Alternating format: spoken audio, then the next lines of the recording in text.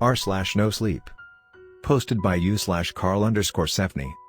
I used to work at a lighthouse far from anyone, but I wasn't alone. I worked about a year at sea. My routine was monotonous. I woke up with the sun, turning off the lighthouse, and when night fell, I would turn it back on. That's it. I was a lighthouse operator on a small island, located about 150 kilometers from the mainland. I took this job because of the peace, as well as it paid well and I didn't have to worry about rent. The humid sea air was refreshing when it hit my face, and the birds sang around. Gradually even the seagulls' song could be good company. As you might imagine, it's the kind of routine that leaves a lot of free time. Apart from the occasional change in weather, some fog or low visibility, etc., I remained idle for most of the day, with little to no contact with people. I used an old radio to listen to some broadcasts, but it was difficult to pick up a signal. The internet was a bit scarce. I couldn't use more than 100 megabits per day, which made me spend most of my time writing, drawing what I saw, getting to know the island, and so on.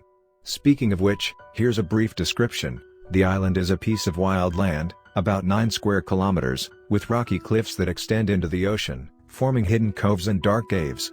The lighthouse, erected at the highest point of the island, is a sturdy structure made of red bricks, resistant to the furious winds that sweep the coast during storms.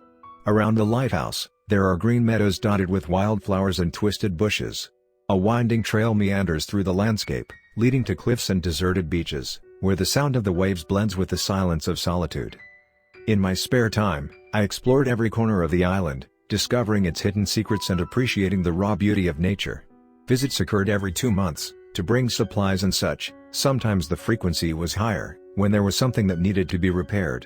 With each new visit, however, I felt stranger, as if I had become unable to converse with people, less sociable, more monosyllabic, but at the same time anxious, waiting for the next time I would exchange 2 or 3 words with someone. When it happened, it had been 2 weeks since I last received a visit. The last few weeks passed slowly, as if time were dragging on at an even slower pace than usual. Each day seemed to merge into the next, and I found myself lost in my own thoughts, often catching myself staring at the distant horizon, longing to see some boat. Now I realized that fate wanted to be ironic with me. I was walking along the beach, as usual, 4 days ago. I did that every evening. When, as I passed the shoreline, I noticed something strange. Purposeful marks. Footprints in the sand. They weren't mine. I stopped abruptly, examining them closely. They were definitely human, at least judging by the size. There's no animal around here with feet like that.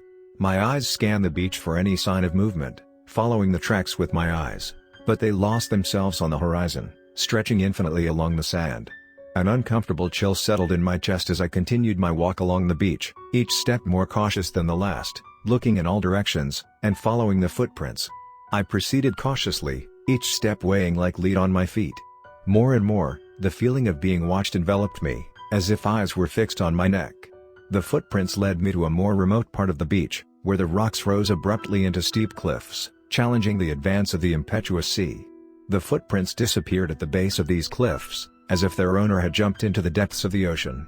I bent down to examine the sand, but there were no signs of a return. The person, or whatever it was, had simply vanished. A shiver ran down my spine as I moved away from the cliffs, constantly looking over my shoulder, with the feeling that something sinister was lurking. The night was approaching quickly, and the lighthouse began to emit its comforting glow over the landscape. Drizzles fell from the heavens, illuminated in the beam of light, while the deep sea seemed not to be affected by the photons, the water as dark as ever. I caught myself staring randomly, while wandering in my thoughts. Was there anyone on the island? Maybe I was being silly. It could be a shipwreck survivor, a lost fisherman perhaps. Yes, it was possible, and their footprints disappeared because they returned to the boat. I decided I would investigate further the next day, to see if there was anyone in danger. I fell asleep with the breaking of the waves on the shore, having a heavy but restless sleep. I dreamed that someone was knocking on the door, but no matter how much I walked, I couldn't reach it. The knocks became more insistent, almost desperate, but I kept on a loop of infinite steps. I woke up startled, the sun shining on my face. My heart raced as I remembered that I had to turn off the light. I did it, praying that no boat had passed by recently. I ate a hard piece of bread that I still had, put on my boots, and opened the door. But as I did, I stopped in place.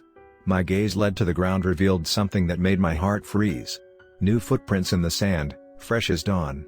They circled around the lighthouse, as if someone had been pacing around it during the night, and then they headed away from the structure. I swallowed hard, feeling a shiver run down my spine as I examined the footprints. I remembered the thought from the night before, maybe the lost visitor had found the lighthouse and had tried to enter to warm up. Poor man. I climbed up to the radio to make a transmission. "Base, do you copy?" "Copy," the crackling voice sounded from the other side. "What's up?" "I believe I have a visitor," I replied, trying to remain calm, although my voice betrayed a slight tremor. "A visitor? They're on the island?" The voice on the other side of the radio sounded surprised. "Yes, I found fresh footprints on the beach this morning. It seems someone was prowling around the lighthouse during the night." My words came out hurriedly as I stared at the footprints through the window. "I think it might be a lost fisherman, maybe a castaway. I contacted to inform, to see if you guys knew anything." The transmission fell silent for a moment before the response finally came through the radio. "Understood. We'll check if there have been any reports of disappearance or shipwreck in the area. Stay alert there, and let us know if you need anything. Are you safe?" "Yes, I'm fine," I replied, although I didn't feel so secure. "Just a little concerned about who might be lurking around here. I'm going out to see if I can find out who made them, and don't worry, I'll take my gun for safety." After hanging up the radio, I stood there, staring at the footprints in the sand as if they could give me answers. I began to trace the path, while the lighthouse moved further and further away from me. With the sun already high in the sky, I plunged into the trail following the footprints in the sand, my gun firmly gripped and my eyes attentive to every movement. The heat beating down on my skin contrasted with the ice that had settled in my chest since I discovered the footprints. The trail meandered through the rugged landscape of the island, leading me through twisted bushes and sharp rocks. It led to the heart of the island. I became worried. I had only been there twice myself. It's full of insects and some potentially dangerous animals, especially for someone who could be injured or debilitated. However, as I approached the clearing, I began to hear a sound in the distance. It sounded like music? When I got close enough, I could recognize it. It was old, very popular. The first verse I identified said, "I don't want set the world on fire." The recording was dirty, with a lot of static. When I finally emerged in the clearing, I saw a radio, buried halfway, only one of its speakers sticking out while it played "I Just Want to Start a Flame in Your Heart." My mind was full of questions, but a sense of alertness kept me focused. I lifted the radio carefully, looking around, ready for any sign of movement. The music continued to play, filling the clearing with its distorted melody. Now the idea of a shipwreck made sense. Maybe a ship, with some items like this? I was thinking when suddenly, I heard a sound echoing in the distance, echoing through the trees and making the birds fly away. A long scream, definitely a human scream. My heart raced at the sound of the scream echoing through the clearing. A chill ran down my spine as my eyes frantically searched for the source of the sound. The distorted music from the radio now seemed like a sinister soundtrack to that anguished scream. I started running back to the lighthouse after the scream repeated a few more times. I realized it wasn't exactly a scream of pain. It was strange, different. Every fiber of my being clamored for safety as I ran back to the lighthouse, my mind spinning with all the terrifying possibilities that could be lurking on the island. The human scream, mixed with the distorted music, echoed in my ears, filling me with indescribable agony. The feeling that something sinister was unfolding around me made me quicken my pace, my muscles tense and my eyes constantly scanning the terrain for any sign of danger. Finally, I reached the lighthouse, my breath ragged and my legs trembling. I closed the door behind me, locking it carefully, as if that could protect me from whatever was out there. With trembling hands, I picked up the radio and turned it on again, desperately needing contact with civilization, somehow. "Base, this is the lighthouse operator," I began, my trembling voice echoing through the small lighthouse room. I heard a scream. It sounds human.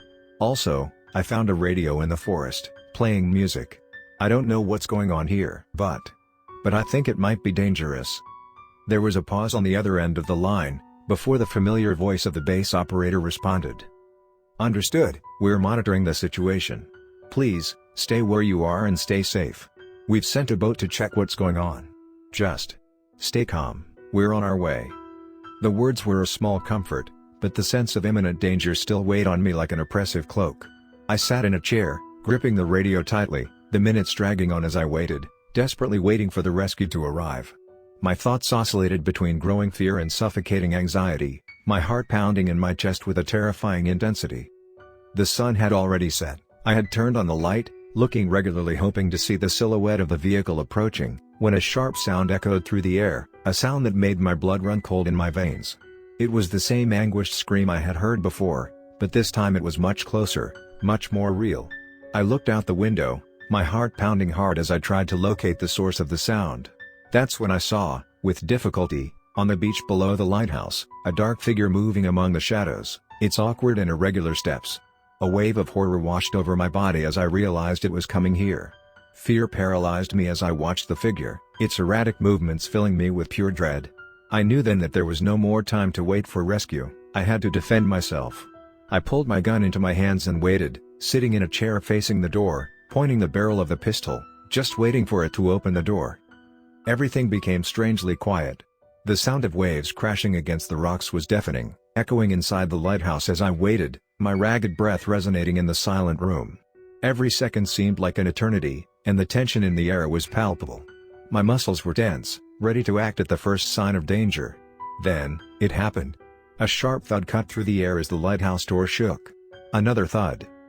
My heart raced as I held my gun tightly, fingers trembling with tension. Another thud on the door echoed through the lighthouse, followed by the ominous sound of the scream, now much clearer. My thoughts spun in uncertainty of what to do. With the persistent thuds, however, the latch gave way, causing the door to swing open and slam against the wall with violence. On the other side, my God, it was something indescribable. It seemed vaguely human. Sticky hair cascaded over its shoulders, its skin peeling and wrinkling in places. It had prominent nails on cracked and injured fingers, and its mouth was permeated by scattered and broken teeth protruding from the gums. Who are you? My voice came out in a trembling whisper, my hands shaking as I held the gun. There was no response. It remained motionless, watching me with unseen eyes from the darkness. A sense of pure terror seized me as I realized there was no trace of humanity in that gaze, just a deep and frightening void. I'm armed, I shouted, trying to keep my voice steady despite the fear threatening to overwhelm me. I'll shoot if you don't get out of here now.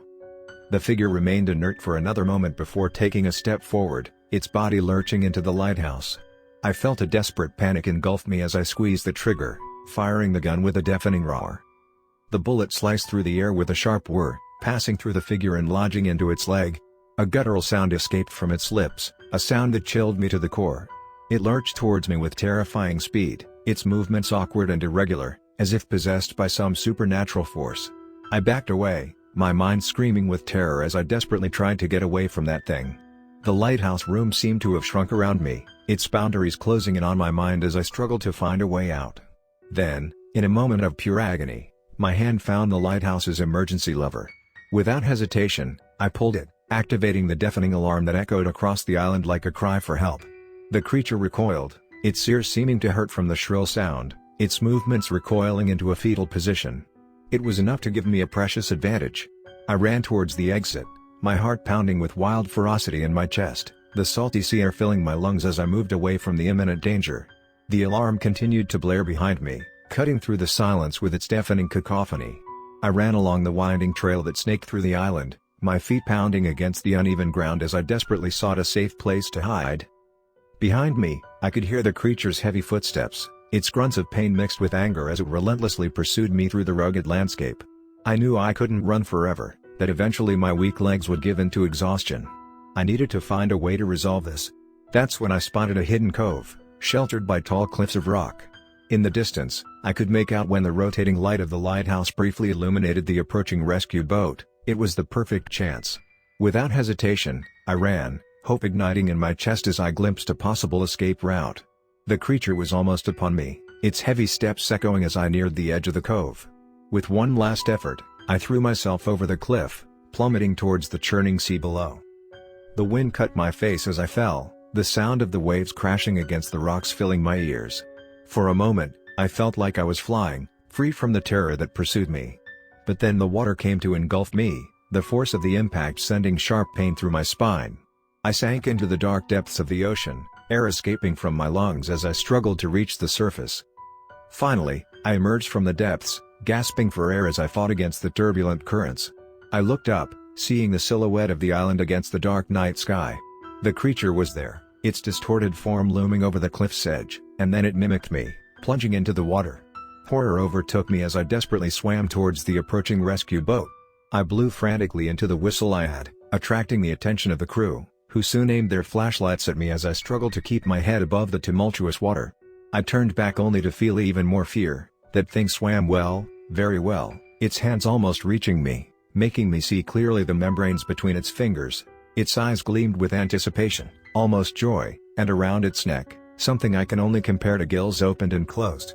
I felt a tug on my foot, nails digging into the skin, making me release the little air I had in the form of a scream. It got me. I could hear the shouts of the boat's crew as they spotted me, in panic. I began to be pulled by it, heading straight towards its mouth full of teeth.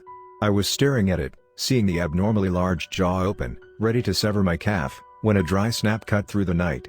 I could barely process what had happened when a dark mark appeared on the monster's head. It soon turned into a green geyser, gushing that strange blood into the bullet hole. I looked at the boat, and there was my colleague with his gun pointed, the others throwing a lifeline in my direction. With renewed strength, I swam, reaching the rope and grabbing it desperately. The men pulled with all their might, dragging me out of the water as the creature disappeared into the waves. I clung to the boat, trembling and exhausted, my heart still pounding uncontrollably in my chest. As we sailed away from the island, I looked back, watching the lighthouse gradually diminish on the horizon. A sense of relief flooded over me, but also an unsettling feeling that something terrible was still there, waiting.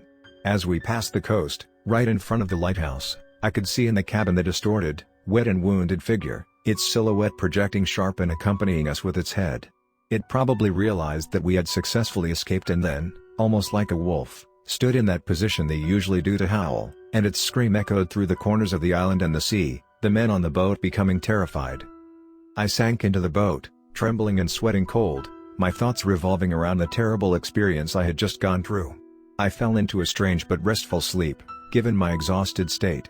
I woke up on the mainland, greeted by a medical team that examined me with concern, tending to the wounds I had suffered in that escape. I told them about the creature, about what had happened, but they looked at me with skepticism, perhaps thinking I was suffering from exhaustion or hallucinations caused by stress and loneliness. However, even now, as I write these words safely, now working at the base, I know that what I experienced was real. I know because the men who were with me also saw it. I know because they deactivated that station, but didn't send anyone to collect the items. I know because the lighthouse's light still turns on at that point every night, and we always warn those who cross these waters that it's not a safe place.